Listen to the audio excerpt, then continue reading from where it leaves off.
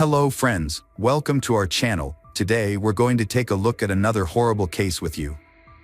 The case of Rachel Anderson.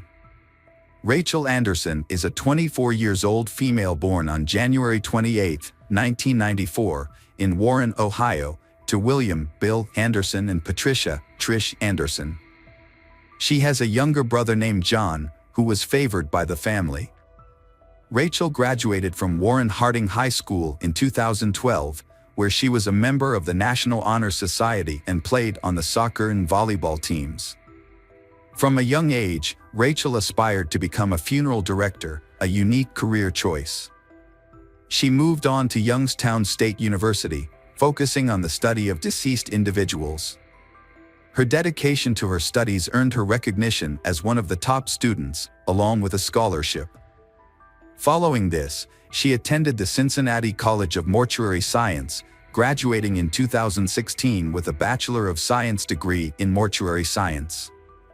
After joining the Ohio Funeral Directors Association, Rachel relocated to Columbus to start her internship at Shaw Davis Funeral Home. She took her role seriously, believing it was her responsibility to help the families of the deceased. As her internship was nearing its conclusion, Rachel hoped to become a permanent employee at the funeral home. However, her dream was suddenly and tragically shattered. Rachel's body was taken to the morgue, and investigators began interviewing the first witnesses. The autopsy on Rachel revealed the details of the brutal assault she suffered that night. She had been both strangled and stabbed. Specifically, she had a cut on her scalp and fractures at the base of her skull. The stab wound entered through the back of her neck and penetrated the left side of her brain, indicating extreme force that caused a portion of her skull to break off. The autopsy also found that she had been strangled with a cord from an electric blanket. The strangulation caused bleeding in her sternoclavicular muscles and eyelids, and the blood vessels in her eyes had burst, leading to noticeable redness. Forensic evidence revealed bruises and red marks on her ankles and wrists, indicating she was alive when the perpetrator tied her up. A DNA sample was discovered on the rope and Rachel's body. The coroner who conducted Rachel's autopsy determined that her death resulted from a stab wound to the head and neck, despite the initial theory suggesting strangulation. After interviewing various employees from Rachel's workplace and her ex-boyfriend, who had an alibi, the police continued to explore different possibilities regarding the attack. Detectives returned to Rachel's apartment to search for evidence or clues about the perpetrator. On the living room floor, they discovered Rachel's purse, which was missing her wallet. 2 weeks after the crime, Rachel's mother found the 9-inch steak knife used to stab her in a box in her apartment. However, the brutal nature of Rachel's torture suggests that the perpetrator was not simply a thief, but a psychopath who enjoyed abusing his power over his victims.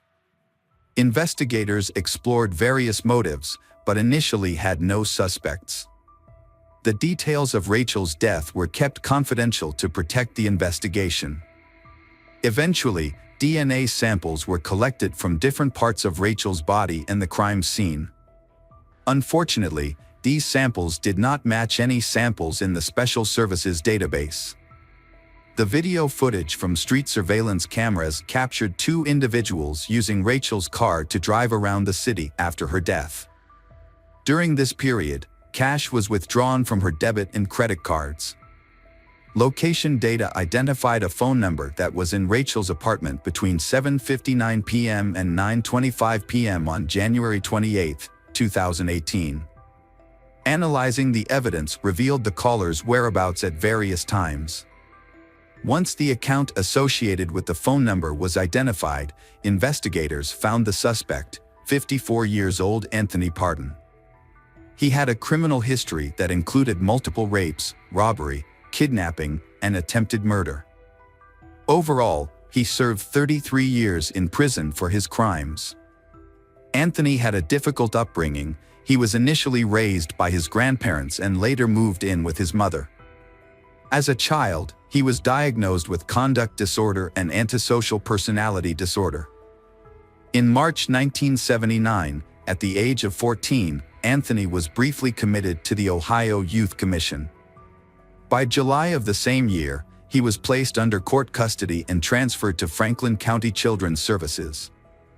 In December, he was again found guilty of making threats, leading to another transfer to the Ohio Youth Commission, where he was placed in foster care. In 1980, Anthony was charged with abuse, involving his foster parents' 15-year-old son. Then, he informed Columbus police that he committed the crime because he was upset after an argument with his girlfriend. As a result, Anthony was convicted as a juvenile. On November 13, 1981, when Anthony was 16, he visited his girlfriend's 39-year-old mother to use the telephone. During this visit, he threatened her with a butcher knife, assaulted her, and stole $100 from her purse.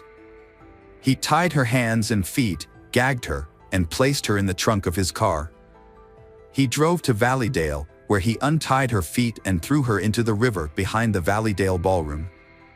When he noticed that the partially clothed she was able to stay afloat, he entered the creek and held her head underwater. Fortunately, a passerby intervened and scared him away, allowing she to survive. Anthony fled the scene before the police arrived and used the money he had stolen from her to buy tennis shoes and jogging clothes. In May 1982, at the age of 17, he had been convicted of other crimes in Franklin and received a prison sentence ranging from 5 to 25 years.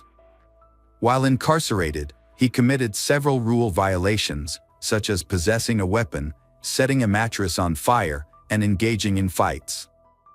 He ultimately spent more than 24 years in prison for his offenses and was released in November 2006. After his release, Anthony relocated to Georgia and applied for a job using a different name. In 2007, Anthony was charged with forgery papers and convicted in Floyd County, within a 9-year prison sentence. After serving his time, he received 20 years of probation and were required to wear a GPS ankle monitor. He was released from prison in 2017 and returned to Ohio in June of that year. According to an interstate agreement between Ohio and Georgia, he was supervised by the Adult Parole Authority and had to report to the Sheriff's Department every 90 days. The Ohio Adult Parole Authority did not give him a monitor, as the judge had requested. And Anthony was free once more. On August 21, 2017, he was found with a sex worker in his car, and 6 days later, he was caught driving without a license. During that traffic stop, police discovered he had a kitchen knife and a shotgun, but for some unknown reason, or due to police negligence, he was not arrested. Therefore, he is still continuing to commit crimes. CCTV footage captured Rachel's car parked outside a store. A man exited the passenger side of the car and entered the store. The driver was not visible in the footage. This makes the investigation more difficult than ever. However, after visiting the store and speaking with the employees, the police were able to identify the man. He was named Slits. A few days later, Slits was questioned at the police station. He said an adult man passing by approached him and offered to exchange his ex-girlfriend's card for cash. He agreed to this arrangement, which made him a co-conspirator in the Rachel case. Slits confirmed the identity of Anthony and detailed the entire route they took on the evening of January 28, 2018, while trying to cash in Rachel's stolen cards. The issue at hand was to locate and arrest Anthony. On February 9, 2018, after several days of track at Anthony's sister's house, he was successfully apprehended. The 54-year-old, who had a history of crime, faced 9 charges, including burglary, aggravated robbery, kidnapping, rape, and aggravated murder. The trial commenced on February 4, 2020. On the first day of the trial, 4 witnesses provided their testimonies. Among them was Jonathan, a co-worker of Rachel, who found her body. He, along with the manager of Rachel's apartment complex, shared their accounts. The jury also heard testimony from Officer Frank Scani, who was parked outside the apartment when Jonathan discovered the body Rachel's and reviewed the surveillance footage. On February 5th, Rachel's brother, John, and Special Agent Joshua Durst took the stand. Lead Detective Art Hughes testified the following day, on February 6th. On that same day, Anthony expressed dissatisfaction with his attorneys to the judge and requested new representation. He appeared to be deliberately delaying the proceedings. On Monday, February 10th, the prosecutors called a fingerprint expert and other specialists to explain how technology helped determine where Rachel's debit card was used and at the crime scene. Anthony's sister testified that he gave her Rachel's debit card, claiming it belonged to his girlfriend. She later discovered, through news reports, that the card actually belonged to the crime victim, Rachel. The final day of testimony was Tuesday, February 11th. The medical examiner reported finding Anthony's DNA at the scene, while a forensic pathologist and a deputy coroner from the Franklin County office detailed Rachel's injuries. In the courtroom, the final moments of Rachel's life were carefully reconstructed. She celebrated her 24th birthday on January 26th and 27th, 2018. Her brother, John, traveled from Warren to Columbus to visit her. The following day, she and John went to the home of her friend and colleague, Jonathan, where they held a birthday party for she. After a long night of celebration, Rachel and her brother stayed overnight at their friend's house. The next morning, Rachel left for work, leaving her apartment key with her brother. On the 28th, John returned to his hometown and accidentally brought Rachel's house key with her. At around 1 p.m., Rachel texted John, person holding her house keys, to let him know she would come over to pick it up. Rachel talked to her mother around 6:30 p.m. and then went to John's place to get her key. Since her apartment door could only be locked from the outside with a key, she had to leave it open. After stopping for dinner at her favorite restaurant, Rachel arrived back at her apartment around 7:30 p.m. She then left the apartment, and Anthony was waiting for her outside. He kidnapped Rachel, taking her from the ground floor to the top floor. He used force to pin her down, then tying her legs with a hair dryer cord and her hands with a belt and curtain cord. Once she was unable to move, he wrapped a curling iron cord around her wrists to silence her and gagged her. He forced Rachel to provide him with the PIN numbers for her cards. He tortured her and exploited her vulnerability. Ultimately, he strangled her with a cord from an electric blanket. In addition to strangulation, he also caused blunt force trauma and inflicted a stab wound to her head. Afterward, he concealed her body in a closet, leaving her naked from the waist down with the electric blanket cord around her neck and the door handle. Anthony stole her car and used her bank cards at various stores in Columbus to make quick money. The defense did not present any witnesses. The final hearing took place on February 12. Assistant Prosecutor Amy Van Kullen gave the state's argument, outlining the timeline of the crime and telling the jury that Anthony murdered Rachel in cold blood. In his argument, the defense attorney, Larry Thomas, admitted that Anthony used Rachel's cards but said that he was not responsible for the murder. Attorney Larry argued that the state's case was based on mere speculation. He said that DNA evidence and cell phone data were not enough to prove Anthony's involvement in the crime. The jury, consisting of 4 men and 8 women, spent about 6 hours over 2 days discussing the case, before finding him guilty on all charges. The prosecution sought the death penalty because he killed Rachel during a burglary and he had previously been convicted of the attempted murder of a similar woman. They opted for the death penalty instead of seeking clemency because of his extensive criminal history. Prosecutor O.B. Bryan remarked that some individuals cannot follow the law, and Anthony is one of them. The sentencing phase of the trial started on February 18th. The defense aimed to lessen the severity of the punishment by highlighting Anthony's difficult childhood, but this argument was not effective. Prosecutors contended that the negative factors in the case were more significant than any positive ones. Additionally, it was established during the trial that Anthony understood his actions when he assaulted Rachel. Testimonies in Anthony's defense were given by his mother, sister, a psychologist, and his former elementary school teacher.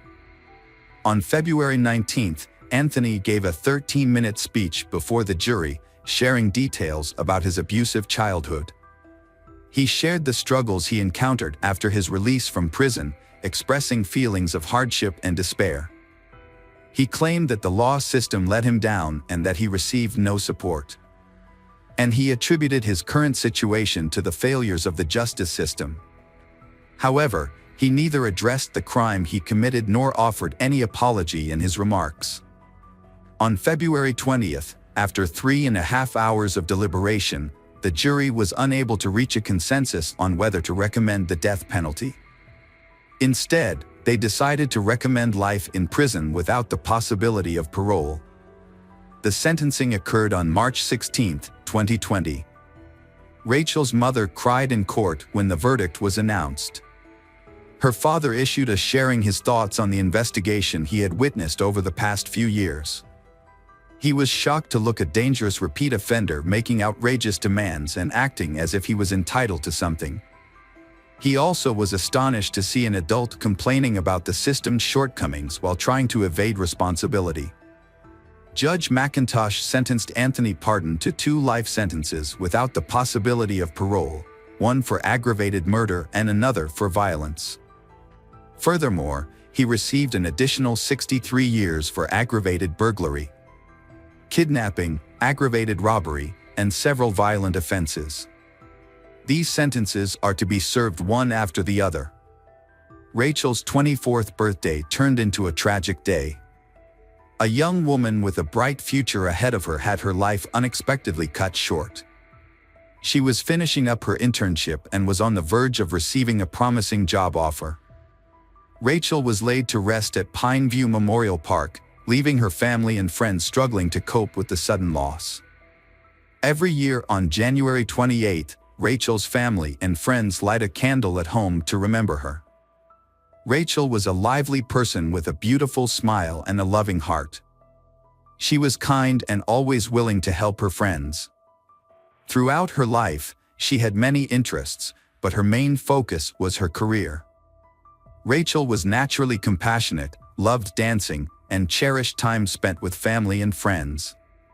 She had a special love for children and valued her life, which was sadly taken away too soon.